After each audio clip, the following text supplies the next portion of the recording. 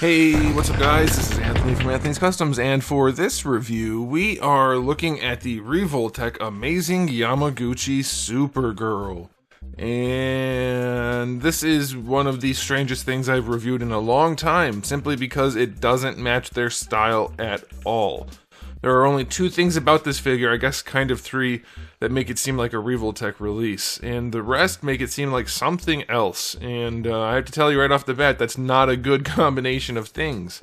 There's some good to find here though, we're going to talk about all of it, so let's go ahead and get it off the stand and take a closer look. Alright, before we look at the figure, I do want to show you my package. It is their new packaging, which is not good. This the photo there, giant waste of space there, no window at all. I think this is one of the ugliest packaging styles we have going out right now. Really unfortunate because the Revoltech packaging used to be really fun to look at. The backs are nice still, but now they're just like really disappointingly ugly. Like if you're an inbox collector, there's not really much for you to do with this. There's no good spot unless you somehow can stagger them so you don't see this. It's just really unfortunate packaging. Now as far as the figure goes, oh, the hair's missing. Why is the hair always falling off on this thing? Where did it go this time? Okay, so now that we have the hair back on this thing, I will say it is in stock at Big Bad Toy Store if you want to get one, but I'm going to tell you right now, I don't recommend it, but if you want to get one anyway, I'll have a link in the description below. Alright, this figure stands just about 16.5 centimeters, a little bit shy of that. That's going to make it roughly, we'll call it 6.5 inches. Here she is up against Darwin. She's quite large, which Revoltech figures sometimes are. But, just as comparison, I know these aren't meant to go together necessarily, here she is up against their Batman. She is bigger than him by quite a bit. It's a really strange thing they do with their scaling sometimes, and this is a good example of that, so... But, maybe there's some good to be found, like I said, so let's see if there is. Let's start with the aesthetic. Well, I have to say it's colorful. It's very saturated for the main blue, which is slightly metallic. Her boots, nice enough. Skirt is okay. Skin tone is okay. It has a cloth cape, if you like that as far as aesthetics go. It's alright. Her hair is metallic, which isn't bad. It's not super metal flaky, so I think that's okay. And then the face, it's super anime, so if you like that, you win. Her shirt does have the panel lining on it, so if you like that styling, you win there too. And then the S is painted okay. It's not great. Face is pretty clean. Yeah, okay, so it's fine looking. For a Revoltech, it looks okay. It still has the goofy shoulder situation, which you'll see in a minute really serves this figure almost zero purpose. So aesthetically, I'm going to give this a 6. It's too gangly and weird looking, despite the benefits for what you'll see in the articulation section. This is not a Revoltech figure. I don't know what happened here, but it's not. Let's go ahead and do the accessory. This is such a strange release. So accessory-wise, we have 3 faceplates. The neutral one, the other one that's slightly less neutral, I guess. It gets a smile, but barely. The first one is kind of like a weird look. I don't know what's going on there. And then we have the relatively cool-looking heat vision. That's pretty cool. And all of those heads have poseable eyes, so that's kind of nice. And then for other accessories, you get some hands, not a lot, just enough I would say, and a display stand. That's it. That's it. It's a super light assortment of accessories, so I'm going to say for a brand like this, 5 out of 10. Not impressive. And also the one face, the face that comes on it in the package is a goofy looking sculpt. Like what is that? It's so weird. So weird. Okay, so now, since I went kind of hard on the aesthetic, you're going to see why as we go through the articulation. I didn't want to get into it too much because it is almost all articulation based. Revoltech known for having crazy amounts of articulation. This figure, for instance, like, yeah, definitely stylized, but could pose more than anything. Their newest Spider-Man figure also incredibly well done. And then they started dropping the ball lately, and this is one of those. So the head can move around, it's fine, but you also have this hair connected to it, which is just the worst looking hair I've ever seen, I'm pretty sure. The way it's chunked out like that, and then has different pieces glued together, which also don't look like they actually belong together. And then we have the ball hinges quite visible and not super functional. And we have the front hair piece that just falls out constantly and doesn't match the other hair. That's a problem. Part of that is just aesthetic, part of that is articulation, but it all comes down to the head articulation. It's going to be a pain in the butt to pose, even though you get your standard double ball peg up there, because of the hair. This piece falling out in these goofy pigtail type things is just terrible. We have the wired cape, which is wired well enough, that's fine, but the cape is 2-ply, so it's kind of thick and heavy, and it's a little bit big, I would say. I don't know that she needs that full-size cape. Most Supermans don't have the cape that goes full on out to the sides like that, and she does. Maybe that's a thing for this version of her. I'm not like an expert on Supergirl capes. Did I call her Superman earlier? I wonder if I did.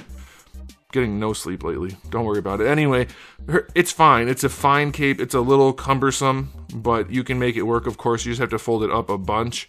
When I talked about the capes in the past, like when I said how Magneto's cape is way too big, everybody's like, no, you just fold it up. I'm like, yes, because it's too big. And you can fold it up and it'll be fine, but it is definitely too big and annoying to handle. So be aware of that, but the wiring is nice.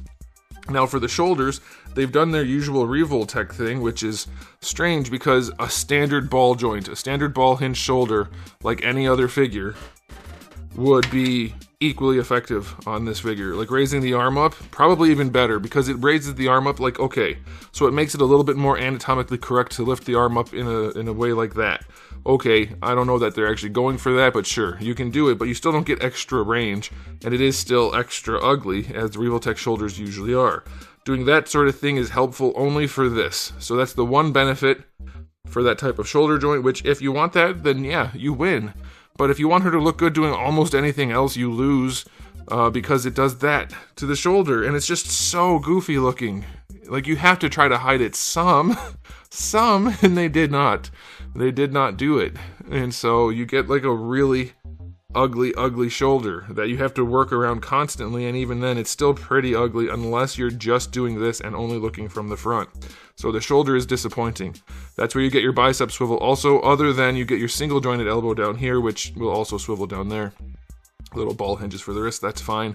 Her torso is just like a standard torso, like that's Marvel Legends type of torso joint. Nothing special in terms of range, just a ball peg or two in there. Same thing for down here.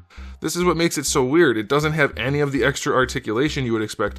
Good range on the ball, I'll give them that, but also it's not very well executed. Like, that looks weird. So far the only Revoltech thing about this figure is the shoulders and the hair. And that's not very good, and I guess the articulated eyes. And that's not good so far. And then for the legs, it's a Figma, basically. Don't worry, I took her out to dinner. It's a Figma, which is, like, not the worst thing in the world, but it's not a Revoltech. So the legs have very little range. There goes the hair again. The skirt pieces, by the way, are not actually articulated. They're just not fully connected. So when you go to move the leg, which is kind of a nuisance anyway, you get enough range, but you're not getting extra range. It's fine. But for a Revoltech figure, it is just simply nothing special at all. It's just a ball socket with a skirt. So it's fine.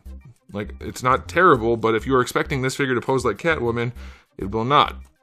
You do get your thigh swivel up there, of course, and then you get one at the boot. It's technically a ball, but you get almost no range out of it. And so here's the other thing, their knees. I don't know if I've ever seen them do knees like this. I'm sure they have at some point. I mean, I'm guessing. But they're hideous, and they don't work well. What is this? Since when does Revoltech do knees that look like this and function like this? That's crazy to me.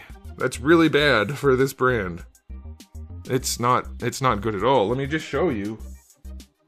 I know this figure isn't perfectly new, but it's new enough. I mean, this one's not the best looking knee, because you get that big ball, but you also get crazy amounts of range and usability. So it's like, if it's not going to work well, at least make it look good, and they've done neither here, so that's very strange. Then you get your ball hinge, so that's pretty much standard. You're going to have all the range you want there, of course, and your toe hinge is fine too. So it's not the worst thing in the world. Let me grab the hair. But I just don't see the point of this being a Revoltech release, other than it might kind of match Superman, but he would have to be really, really tall, and I never got their Superman, so I can't say for sure, but he would have to be really tall to go with this figure. So I just don't get it. I'm going to give the articulation for this brand a 5 out of 10. This is hardly better, and in a lot of ways, it's not even better than like a Marvel Legends figure. And then some of the extra range you get, sure, it's there, but it also isn't, it's not good looking, and it's not super functional. I don't get this release at all. It's very strange. super duper strange. Let me know what you guys think about this, but for me, as far as Revoltech goes, this figure is going to get a 5 out of 10. Like, you could definitely get it. It's not the ugliest thing in the world. It's generally aesthetically pleasing, and you can pose it, but it's just not what it should be at all. I don't get it. Do you guys get it? Let me know. But that's it for me, so thanks for watching. If you enjoyed the video, please do give it a thumbs up. If you didn't, give it a thumbs down, and if you haven't subscribed, you should. I have new videos just about every single day, and thousands already on the channel, so make sure you come back for all of that, and in the meantime, keep collecting.